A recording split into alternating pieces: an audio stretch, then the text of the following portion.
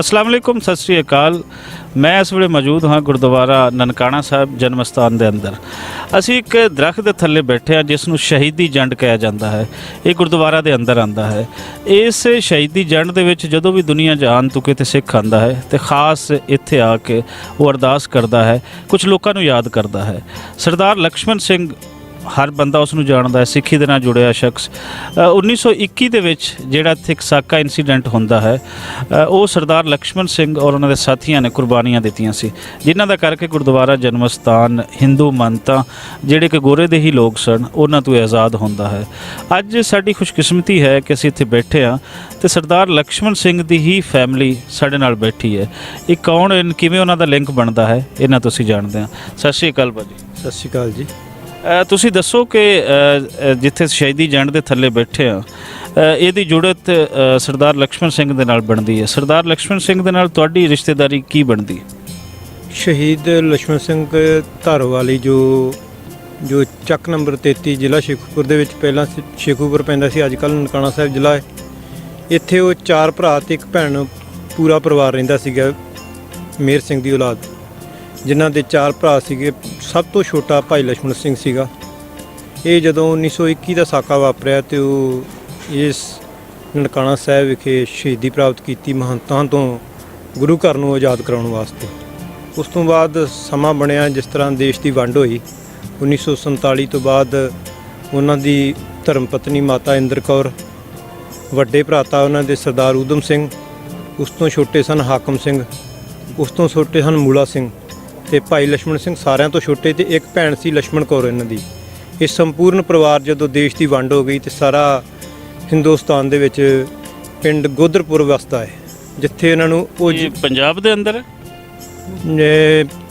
India Bharat ਦੇ ਵਿੱਚ, ਜਿੱਥੇ ਪੰਜਾਬ ਦੇ ਨਾਲ ਡਿਸਟ੍ਰਿਕਟ ਗੁਰਦਾਸਪੁਰ ਨੇੜੇ ਹੀ ਪੈਂਦਾ, ਡੇਰਾ ਬਾਬਾ ਨਾਨਕ ਦੇ ਲਾਗੇ ਹੀ ਹੈ, ਥੋੜ੍ਹੀ ਦੂਰੀ 'ਤੇ ਪੰਜਾਬ 'ਚ ਹੀ।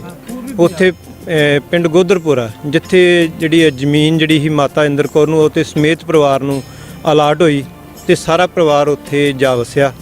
ਤੇ ਅੱਜ ਵੀ ਉਹ ਮਾਤਾ ਇੰਦਰ ਕੌਰ ਜਿਹੜੀ ਉਹਨਾਂ ਦੀ ਧਰਮ ਪਤਨੀ ਸੀ, ਉਹ ਆਪਣੇ ਪਰਿਵਾਰ ਦੇ ਨਾਲ 13 ਸਾਲ ਉਹਨੇ ਉੱਥੇ ਹੀ ਬਿਤਾਏ, ਪਰਿਵਾਰ ਸਮੇਤ ਉੱਥੇ ਹੀ ਉਹਨਾਂ ਨੇ ਆਪਣਾ ਸਰੀਰ ਛੱਡਿਆ। ਔਰ ਬਾਕੀ ਪਰਿਵਾਰ ਜਿਹੜਾ ਵਾ ਉਹਨਾਂ ਦਾ ਉਸੇ ਤਰ੍ਹਾਂ ਹੀ ਉਸੇ ਵਸ ਰਿਹਾ ਹੈ। 1921 ਦੇ ਵਿੱਚ ਜਿਹੜੇ ਕੋਈ ਨਵੇਂ ਸੁਣਨ ਵਾਲੇ ਹਨ, ਹੋਇਆ ਕੀ ਸੀ ਜਿਸ ਥਾਂ ਤੇ ਅਸੀਂ ਬੈਠੇ ਹਾਂ, ਔਰ ਸਿੱਖੀ ਦੇ ਵਿੱਚ ਉਹਦੀ ਕੀ ਇੰਪੋਰਟੈਂਸ ਹੈ?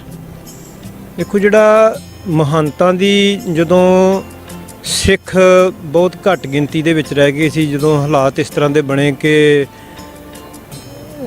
ਵਿਰਲੇ ਸਿੱਖ ਜਿਹੜੇ ਜੰਗਲਾਂ ਦੇ ਵਿੱਚ ਰਹਿੰਦੇ ਸੀਗੇ, ਇਹਨਾਂ ਗੁਰਧਾਮਾਂ ਦੀ ਸੇਵਾ ਸੰਭਾਲ ਜਿਹੜੀ ਸੀਗੀ ਉਹ ਮਹੰਤਾਂ ਨੂੰ ਦਿੱਤੀ ਗਈ। ਮਹੰਤ ਬਹੁਤ ਵਧੀਆ ਸਨ, ਵਧੀਆ ਸੇਵਾ ਕਰਦੇ ਸੀ, ਕੋਈ ਐਸੀ ਗੱਲ ਨਹੀਂ ਸੀ।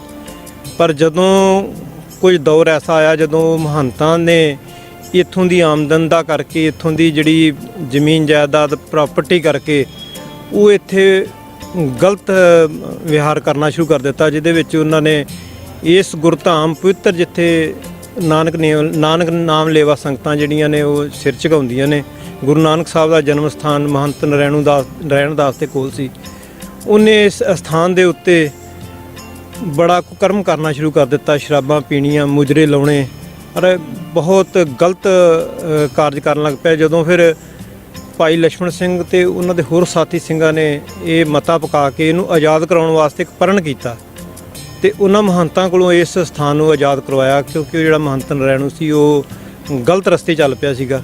ਇਸ ਸਥਾਨ ਦੇ ਉੱਤੇ ਬੀਬੀਆਂ ਦੀ ਬੇਅਦਬੀ ਵੀ ਹੋਈ, ਹੋਰ ਵੀ ਕੁਕਰਮ ਉਸ ਬੰਦੇ ਨੇ ਕੀਤੇ ਤੇ ਇਹਨੂੰ ਆਜ਼ਾਦ ਕਰਾਉਣ ਵਾਸਤੇ ਉਹਨਾਂ ਆਪਣੀ ਕੁਰਬਾਨੀ ਦਿੱਤੀ ਇਸ ਸਥਾਨ 'ਤੇ। ਅੱਜ ਕਿਤਨੇ ਲੋਕਾਂ ਨੂੰ ਯਾਦ ਹੈ ਉਹ ਕੁਰਬਾਨੀ? ਅਗਰ ਅਸੀਂ ਪਰਸੈਂਟੇਜ ਲਵੀਏ ਤਾਂ ਨਵੀਂ ਨਸਲ ਨੂੰ ਪਤਾ ਹੈ ਇਸ ਚੀਜ਼ ਦਾ?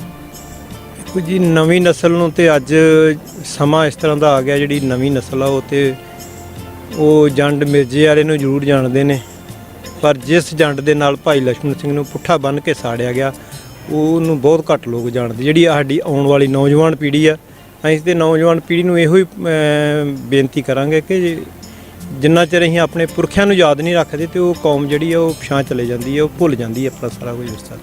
ਬਿਲਕੁਲ ਜੀ, ਜਿਹੜਾ ਕੌਮ ਆਪਣੇ ਇਤਿਹਾਸ ਤੋਂ ਕੱਟ ਜਾਂਦੀ ਹੈ ਉਸ ਕੌਮ ਦਾ ਫਿਊਚਰ ਕੁਛ ਵੀ ਨਹੀਂ ਹੁੰਦਾ। ਤੇ ਤੁਸੀਂ ਕੀ ਕਹਿਣਾ ਚਾਹੋਗੇ ਭਾਜੀ? ਆਪਣਾ ਨਾਮ ਦੱਸੋ ਤੇ ਕੁਝ ਦੱਸੋ ਸਾਨੂੰ।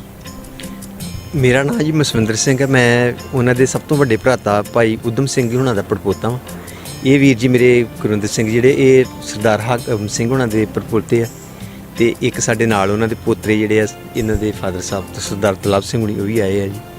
ਤੇ ਅਸੀਂ ਫਸਟ ਟਾਈਮ ਤੇ ਆਏ ਆ। ਤੇ ਬਾਕੀ ਇਹ ਵੇਖੋ ਜੀ, ਸਾਨੂੰ ਬੜਾ ਮਾਣ ਹੈ ਵੀ ਸਾਨੂੰ ਉਸ ਪਰਿਵਾਰ 'ਚ ਵੇਖੋ ਜੀ ਐਡੇ ਤਗੜੇ ਸ਼ਹੀਦ ਦੇ ਪਰਿਵਾਰ ਦੇ ਵਿੱਚ ਸਾਨੂੰ ਜਨਮ ਮਿਲਿਆ, ਤੇ ਸਾਨੂੰ ਇੰਨੀ ਬੜੀ ਖੁਸ਼ੀ ਹੈ ਜੀ। ਅਸੀਂ ਫਸਟ ਟਾਈਮ ਤੇ ਆਣ ਕੇ ਦਰਸ਼ਨ ਕਰਕੇ ਬਹੁਤ ਖੁਸ਼ ਹੋ ਰਹੇ ਹਾਂ।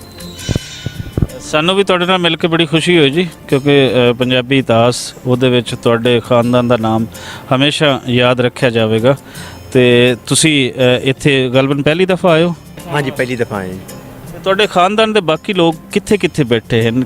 ਕਿਉਂਕਿ ਉਹਨਾਂ ਦਾ ਫਿਰ ਇੱਥੇ ਇਸ ਤੋਂ ਪਹਿਲੇ ਸਾਨੂੰ ਕਦੇ ਉਹਨਾਂ ਦਾ ਕੋਈ ਐਸਾ ਮਿਲਿਆ ਨਹੀਂ। ਹਮੇਸ਼ਾ ਅਸੀਂ ਇੱਥੇ ਆ ਕੇ ਪੁੱਛਦੇ ਹੁੰਦੇ ਹਾਂ। ਸਾਡਾ ਜੀ ਸਾਰਾ ਪਰਿਵਾਰ ਜਿਹੜਾ ਜੀ, ਇਹ ਵੇਖੋ ਜੀ ਆਪਣੇ ਪਾਰਟੀਸ਼ਨ ਤੋਂ ਬਾਅਦ ਪਿੰਡ ਗੋਦਰਪੁਰ, ਦੋ ਭਰਾ ਦੀ ਔਲਾਦ ਜਿਹੜੀ ਆ ਗੋਦਰਪੁਰ 'ਚ, ਇੱਕ ਦੀ ਆ ਉਹ ਸ਼ਾਮਪੁਰਾ ਪਿੰਡ ਪੈਂਦਾ ਛੋਟਾ ਜਿਹਾ, ਜੋ ਇਸ ਵਕਤ ਸਾਰੇ ਅਮਰੀਕਾ ਨੇ। ਤੇ ਚੌਥੇ ਜਿਹੜੇ ਆ ਸ਼ਹੀਦ ਭਾਈ ਲਛਮਣ ਸਿੰਘ, ਉਹ ਇੱਥੇ ਉਹ ਸ਼ਹੀਦ ਹੋਏ ਜੀ। ਦੇਖੋ ਜੀ ਅਸੀਂ ਤੇ ਸਾਡਾ ਵੇਖੋ ਜੋ ਪਿਛੋਕੜ ਇਸ ਤਰ੍ਹਾਂ ਵਾ, ਪਹਿਲੋਂ ਜਿਸ ਤਰ੍ਹਾਂ ਦੇ ਆਰਥਿਕ ਪੋਜੀਸ਼ਨ ਜਿਸ ਤਰ੍ਹਾਂ ਦੀ ਪਰਿਵਾਰਾਂ ਦੀ ਹੁੰਦੀ ਸੀ, ਸ਼੍ਰੋਮਣੀ ਕਮੇਟੀ ਜੋ ਸਾਡੇ ਅੰਮ੍ਰਿਤਸਰ ਆ ਉਹਦੇ ਨਾਲ ਵੀ ਹੁਣ ਹੀ ਸਾਡਾ ਥੋੜ੍ਹੀ ਦੇਰ ਤੋਂ ਸੰਪਰਕ ਹੋ ਸਕਿਆ। ਤੇ 2 ਵਾਰ ਹੋ ਗਿਆ, ਸਾਨੂੰ 2 ਸਾਲ ਹੋ ਗਿਆ। ਪਿਛੇ ਸ਼ਤਾਬਦੀ ਜਿਹੜੀ ਉਹ ਵੀ ਸਾਨੂੰ ਸ਼੍ਰੋਮਣੀ ਕਮੇਟੀ ਨੇ ਬਣਾਈ ਸਾਡੇ ਪਿੰਡ ਗੋਦਰਪੁਰ 'ਚ। ਤੇ ਇਸ ਵਾਰ ਵੀ ਉਹਨਾਂ ਨੇ ਪ੍ਰੋਗਰਾਮ ਉੱਥੇ ਜਿਹੜਾ ਸੀ ਸ਼ਹੀਦੀ ਫੰਕਸ਼ਨ ਜਿਹੜਾ ਵਾ ਪੰਜਾਬ ਲੈਵਲ ਦਾ ਉੱਥੇ ਕੀਤਾ ਹੈ।